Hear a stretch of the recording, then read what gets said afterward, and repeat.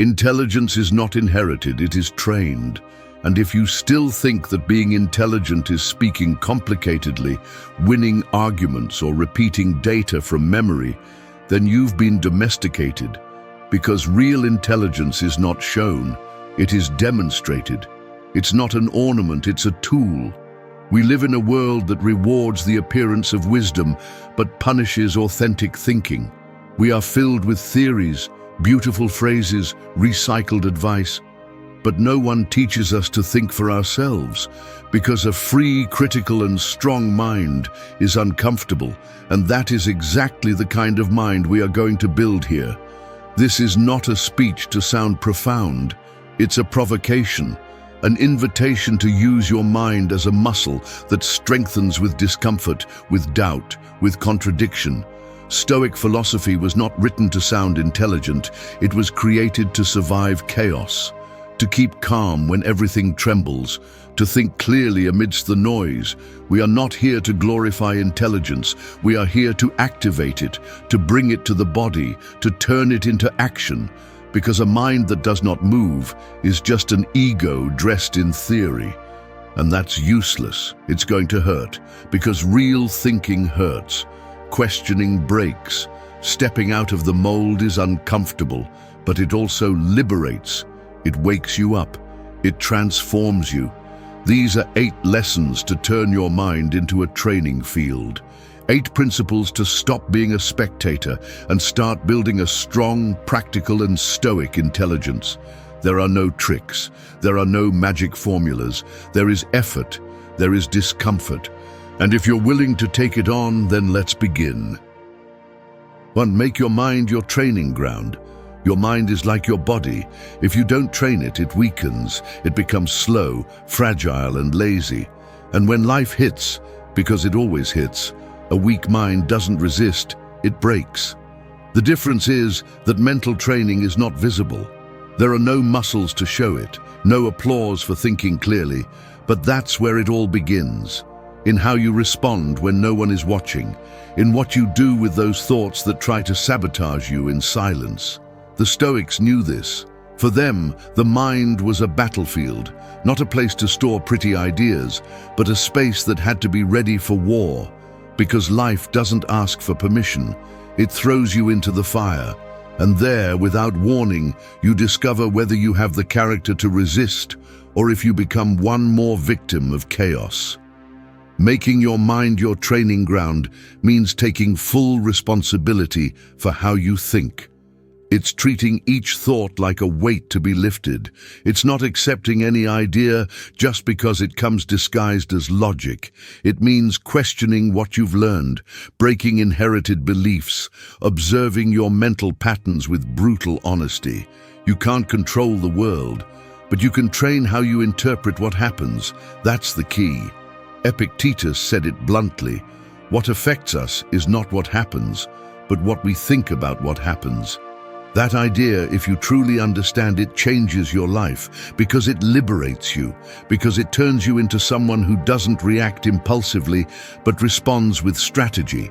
Someone who uses reason as a shield and as a sword. Training the mind is turning every situation into one more repetition.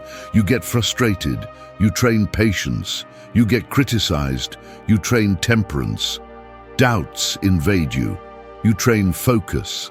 It's not about repressing emotions, it's about observing them, mastering them, and transforming them.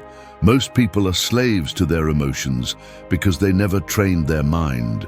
They live trapped in automatic reactions, believing that everything they think is true, that everything they feel is law. But you can't afford that luxury. If you want to be mentally strong, you need to train every day. And no, I'm not talking about meditating a couple of times a month or sharing motivational quotes. I'm talking about living with intention, about asking yourself uncomfortable questions. Does this thought belong to me, or was it imposed on me? Is this emotion controlling me, or am I using it? Does this idea make me free or keep me on autopilot? Your mind has to become a tough but lucid space, not a place of denial, but of observation.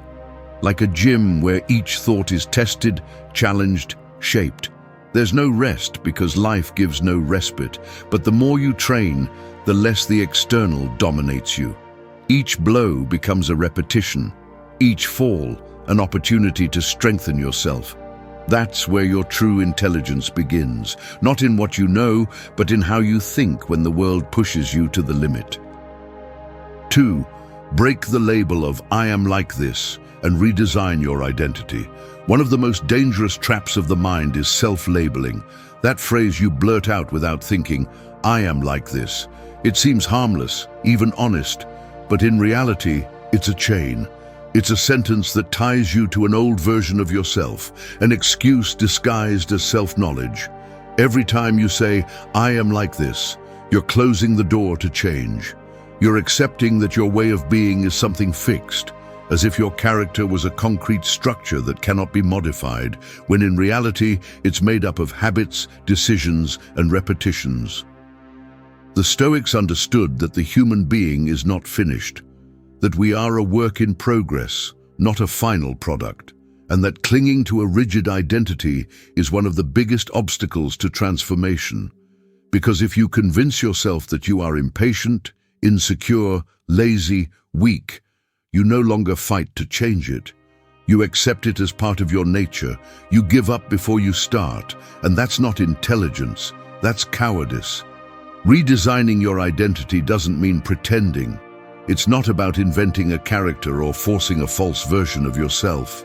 It's about taking control of who you are being, understanding that every action reinforces or weakens your character, that what you do today shapes what you will be tomorrow. If you always react with anger, you're training yourself to be an angry person. If you choose the easy path, you're becoming weak. If you always run from conflict, you're turning into someone unable to withstand pressure. None of this is fixed. But if you repeat it enough, it ends up seeming like it is. The phrase, "I am like this," is comfortable. It justifies your failures. It protects you from judgment. But it also locks you in. Because every time you use it, you're saying, "I don't want to make the effort to change." And that thought becomes automatic, invisible. It turns into a prison without bars, but with real limits. A prison where you close the door and throw away the key yourself. Practical intelligence begins when you break with that. When you realize that you are not your thoughts, nor your emotions, nor your habits, that you can mold yourself, redesign yourself, strengthen yourself, but not from fantasy, but from action. It's not enough to wish to change. You have to act differently. You have to choose differently. You have to think differently, even if at first it feels uncomfortable, unnatural, or even false. Your identity is not declared, it's built. And it's built by doing what you said you couldn't do. The day you manage to control an impulse that used to dominate you, you're redrawing your character. The day you face something you used to avoid, you're creating a new version of you. No one said it would be easy, because letting go of your old identity hurts. It's scary. It leaves you without excuses. But it also gives you power.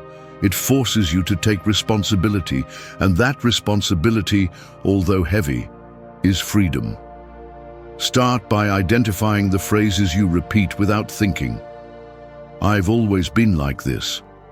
I've never been good at this. That's just how I am." When you hear them in your mind, stop, break them.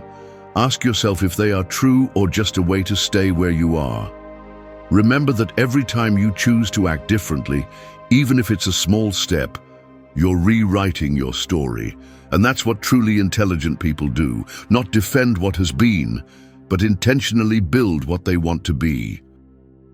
3. Don't swallow ideas, chew on them. We live in the era of quick information. Everything is a click, a scroll, a 30-second video away. Opinions, inspiring phrases, theories, advice, whatever you want. And that may seem like an advantage, but in reality it's a trap disguised as abundance. Because nowadays, most people don't think, they repeat. They don't analyze, they copy. They don't understand, they imitate. They're swallowing ideas without digesting them, filling their heads with empty content that transforms nothing. A smart mind is not the one that stores more data, but the one that has the discernment to question what it receives. Because thinking is not consuming information. Thinking is processing it, putting it to the test, confronting it with reality. If you only absorb ideas and repeat them as if they were absolute truths, you're not learning, you're obeying. And an obedient mind, no matter how cultured it may seem, is still a weak mind. Chewing on an idea is to be uncomfortable with it. It's not staying on the surface. It's asking yourself, does this make sense, or does it just sound nice? Do I understand it, or am I just repeating it because someone I admire said it? Does this apply to my life, or is it an empty phrase that makes me feel smart for 2 seconds and then I forget? Stoic philosophy is not about collecting profound phrases to post on social media. It's about bringing those ideas to real life, to the body, to conflict, to error. An idea is only valuable if it can withstand the test of action. And for that, you need to chew on it. You need to observe it from different angles. You need to contradict it, break it, rebuild it. You need to think calmly and with fire. Because if you don't go through that process, the idea doesn't transform you. It only decorates you. And an idea that decorates but changes nothing is pure ego. Stoicism is clear on this. There's no point in memorizing the texts of Marcus Aurelius if you can't apply them when you're about to explode with rage. There's no point in quoting Seneca if you can't maintain your composure in the midst of chaos. Wisdom is not what you know, it's what you do with what you know. So if you want to be smarter, start by changing your relationship with ideas. Don't swallow them, chew on them. Ask questions, be annoying, be uncomfortable. Don't take anything for granted just because it sounds logical or popular. Think for yourself, not for approval, not for appearance, not for imitation, out of conviction. Because if you're not able to break an idea and rebuild it from your experience, you didn't understand it, you just copied it. And here's the most important point. Thinking is tiring. It hurts. It wears you down. That's why so few people really do it. Because chewing on an idea requires energy. It requires you to stop, to conflict with yourself, to accept that perhaps you've spent years believing something that no longer makes sense. But that wear and tear is worth every second. Because it's what separates those who repeat what they hear from those who build their own criteria. Don't become a person who goes through life filling themselves with phrases as if they were medals. Be someone who breaks them, analyzes them, turns them into tools. Chewing on an idea is not doubting out of weakness, it's questioning out of strength. It's rejecting mental passivity. It's having the courage to think when thinking is no longer common. If you want to be truly smart, don't fill yourself with ideas, fill yourself with clarity. And clarity is only achieved when you stop swallowing what you're given and start digesting what really serves you. 4. Read with a hunger for transformation, not information. Reading in itself means nothing. There are millions of people who read every day and do not change in the slightest. They remain just as distracted, just as reactive, just as confused. Reading does not make you wiser, nor stronger, nor smarter. What transforms you is not the book, it's what you do with what you get out of it. Today, information is consumed as if it were entertainment. We read quickly, jump from one author to another, look for the underlined parts, the summaries, the phrases ready to share, but no one stops. No one delves deeper. No one asks, how do I apply this to my life right now? And that's the difference between reading out of habit and reading with a hunger for transformation. A Stoic mind does not seek to accumulate knowledge to show off. It is not obsessed with knowing more, but with living better. The Stoics read to act. They read to correct themselves. They read to confront their own ignorance. It was not a passive activity. It was an exercise in self-confrontation. Each page was a tool, not a decoration. Reading well is not reading a lot. Reading well is reading with intention. It is stopping when something bothers you and asking yourself why. It is underlining not to save phrases, but to mark the points you need to face. It is reading slowly, with the body involved, with the ego quiet and the will awake. You don't read to fill voids, you read to ignite fire, to shake the mind, to challenge yourself. Reading with a hunger for transformation implies discomfort, because if what you read demands nothing of you, it is not helping you. If it only makes you feel validated, you are not reading, you are seeking confirmation. And the one who only seeks confirmation stagnates. They become a repeater of beautiful ideas, but they change nothing. They do not evolve. Every book you touch should put you in tension. It should provoke questions. It should push you to act differently, to think differently, to see yourself with different eyes. If you finish a book and you are still exactly the same person, nothing happened. You just consumed information.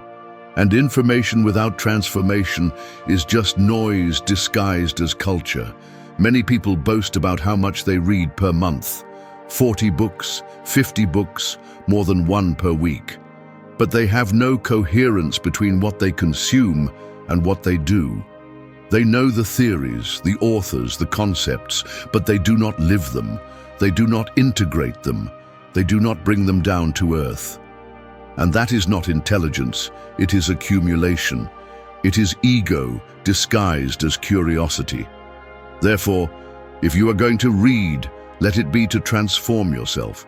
Don't read for quantity, read for necessity.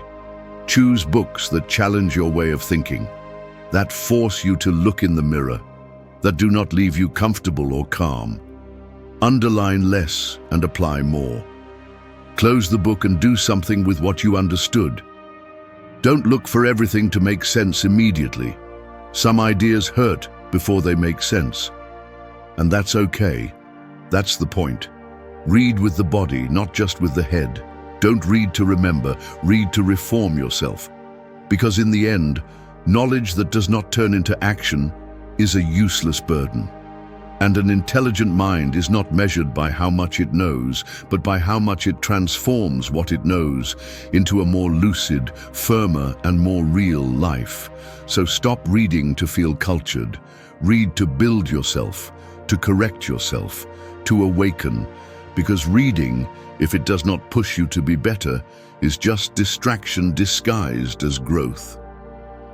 5. Theory without action is intellectual ego. Move. There is a type of intelligence that seems profound, but is empty. It's elegant, it sounds good, but it changes nothing. It's the type of intelligence that lives in words, but never reaches the hands. It hides behind complex phrases, polished theories, lofty concepts, and zero action. The intellectual ego is silent. It doesn't shout, it doesn't openly boast. It hides in your library, in your highlighted notes, in your well-constructed arguments. But it doesn't step into the mud. It doesn't get dirty. It doesn't take risks. It prefers to analyze life rather than live it. And that ego, although disguised as wisdom, is pure fear.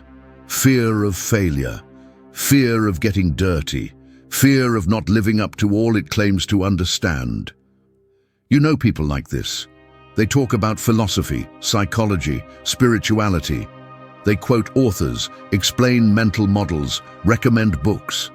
But when it comes to action, they freeze. Their hands tremble. They apply nothing. Because they don't read to transform themselves, they read to protect their ego with an armor of words. The Stoics despise this. For them, knowledge that is not lived is worthless. Not because reading is wrong, but because without action, all knowledge becomes decoration. They didn't ask you what you knew, but what you did with what you knew. Because the one who doesn't act, no matter how much they read, understand, or analyze, remains trapped on the surface. If you understand an idea but don't embody it, you don't own it. If you talk about self-control, but let yourself be carried away by every impulse, you've learned nothing. If you know what temperance is, but can't hold silence when everything is burning, you're deceiving yourself. True intelligence is measured in movement, not in speeches. And that movement has to hurt a little, because moving from theory to practice always feels uncomfortable. Applying an idea implies exposure. It implies testing yourself. It implies that you might fail, and that hits the ego. That's why so many people stay analyzing, because thinking without acting is safe, comfortable, but sterile. It doesn't transform anything. It doesn't build character. It doesn't shape will. It only feeds a mental image of wisdom that crumbles as soon as the first real conflict appears. Move, even if you don't have everything clear, even if you feel you're not ready, even if you don't know if you're going to do it perfectly. The important thing is not to have the complete theory. The important thing is to have the courage to take the first step. Practice is where what you really understood is revealed. That's where it shows whether what you read transforms you or just entertains you. Action is not impulsiveness. It's not about moving for the sake of moving. It's about taking what you know and putting it into play, testing an idea in the heat of the moment, using a mental tool just when it's hardest for you, turning wisdom into muscle, into decision, into real change. You don't need to understand everything to start. You need to start to truly understand. Clarity comes on the journey, not before. And every time you act with intention, you're breaking the intellectual ego and building a living intelligence, an intelligence that serves, that weighs, that impacts. So stop hiding behind your knowledge. Stop accumulating theories as if they were trophies, and move. Because if you can't apply it, you don't understand it. And if you don't understand it, it's better to keep quiet and start acting. 6. Dare to think with those who make you uncomfortable. Ideas are like swords. They look nice hanging on the wall, but they are only tested in combat. And there is no better way to sharpen them than by clashing them against others. Thinking only with those who agree with you is like training with a wooden sword, comfortable, safe, useless. If you really want to strengthen your mind, you need to expose your thoughts to fire. And that fire comes from discomfort. It comes from debate, from conflict, from contrast with what you do not expect or do not share. Most people prefer to live within their ideological bubble. They only talk to those who think the same. They feed on the same type of content. They follow those who reinforce their worldview. And although that may seem like peace, it is ignorance disguised as coherence. Because if your ideas are never questioned, they are not growing. They are just repeating themselves in a comfortable, sterile loop without evolution. Thinking with those who make you uncomfortable is not a threat, it's an opportunity. It's the most honest way to know if your ideas are yours or if you just adopted them to fit in. Because when someone challenges your beliefs, it forces you to see your limits. It forces you to ask yourself why you think what you think, where you got it from, whether you understood it or just copied it. That's where true reflection begins. Not when you repeat, but when you resist questioning without breaking. Stoicism was never a philosophy of applause. It did not seek to please, it sought to awaken. And to awaken, sometimes you have to be uncomfortable. The Stoics trained their character in contradiction, in diversity of thought, in the tension between what they wanted to believe and what they had to face. They were not fragile in the face of difference. They were curious. They opened the door to disagreement as part of their growth. But today, every time someone hears a different opinion, they take it as a personal attack, as if thinking differently was a lack of respect. That is the sign of a weak mind, one that cannot listen without exploding, without taking offense, without closing off. If you want to be mentally strong, you need to learn to listen without fear, to debate without shouting, to hold your ideas without turning them into a religion. Exposing yourself to other ways of thinking does not mean that you are going to change your opinion on everything. It means that you are willing to understand. And understanding is not giving in. It is having the courage to consider, even if you do not agree. It is sharpening your logic, reinforcing your values, or even, if necessary, tearing down some old idea that no longer serves. Thinking with those who make you uncomfortable forces you to have clarity. It forces you to grow. Don't always look for the last word. Look for the best question. Don't surround yourself only with people who applaud you. Surround yourself with those who challenge you, take you out of the mold, make you uncomfortable enough to break your certainties.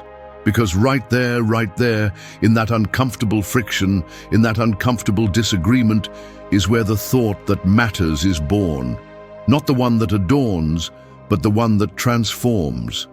True intelligence does not live in the echo, it lives in the contrast, in the tension, in the chosen discomfort. If you dare to think with those who do not think like you, you are training your mind to be strong, flexible, and resilient. Not just brilliant in theory, but firm in practice. So step out of your intellectual comfort zone. Seek friction. Thank the one who thinks differently. Because if your ideas do not survive dialogue, then they were never yours. And if your mind cannot withstand discomfort, it is not trained. It is just adorned. 7. Forge your body to support an unbreakable mind. Your body is the armor of your mind. It doesn't matter how sharp your thinking is, if the vessel that holds it breaks at the first blow. You can read all the books in the world, meditate for hours, or repeat phrases of ancient wisdom. But if your body gives up easily, sooner or later your mind will too. Because a lucid mind needs a body that can withstand. A disciplined body, a body that is not an obstacle, but a foundation. The Stoics knew this. They were not library philosophers, they were soldiers of thought. Marcus Aurelius wrote reflections while leading armies. Epictetus, despite being a slave and suffering a physical disability, trained his spirit every day with a strength that many without chains would never reach. They understood that the body is not just biology, it is will made flesh. It is the ground where discipline is tested. Forging the body has nothing to do with aesthetics. It has to do with presence, with energy, with self-respect. Because if you can't control your body, how are you going to control your mind? If you can't maintain a simple routine, how do you expect to hold your thoughts when everything falls apart? The body doesn't lie.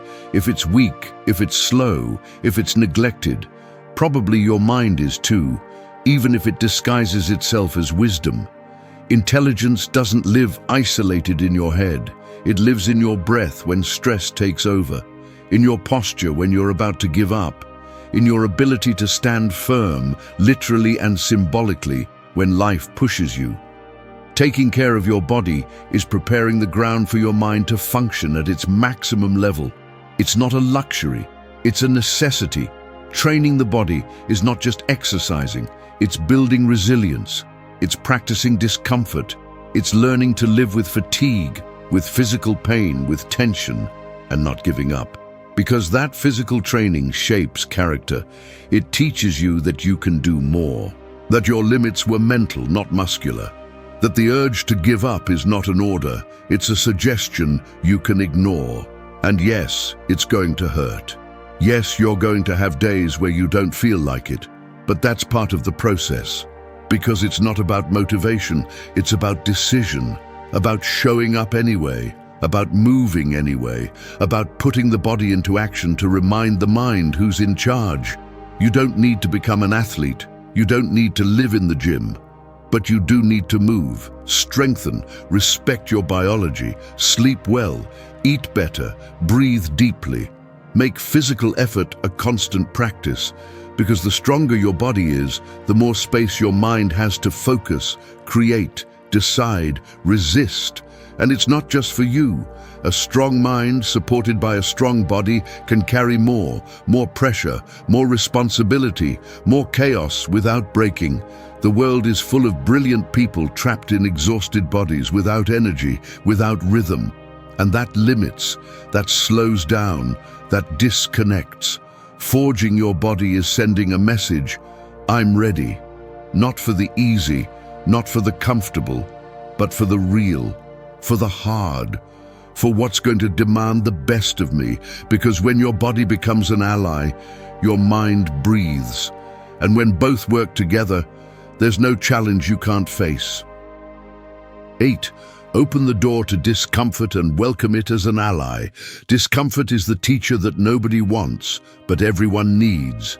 It comes without disguise. It doesn't present itself with pretty words or easy promises. It arrives when you least expect it, puts you against the wall, demands answers, and transforms you if you have the courage not to run away. Because discomfort, when used well, is the most powerful training for the mind. The problem is that we've been educated to avoid it. From a young age, we're taught to seek the smooth path, to flee from conflict, to escape from uncomfortable silence, from pain, from effort. We're programmed to associate discomfort with failure. But that's a lie. Comfort numbs. Discomfort awakens. Only when something hurts you, bothers you, pushes you out of the known, do you start to discover who you really are. The Stoics not only accepted discomfort, they sought it. They voluntarily exposed themselves to cold, hunger, physical effort, not because they were masochists, but because they understood something that most people today forget.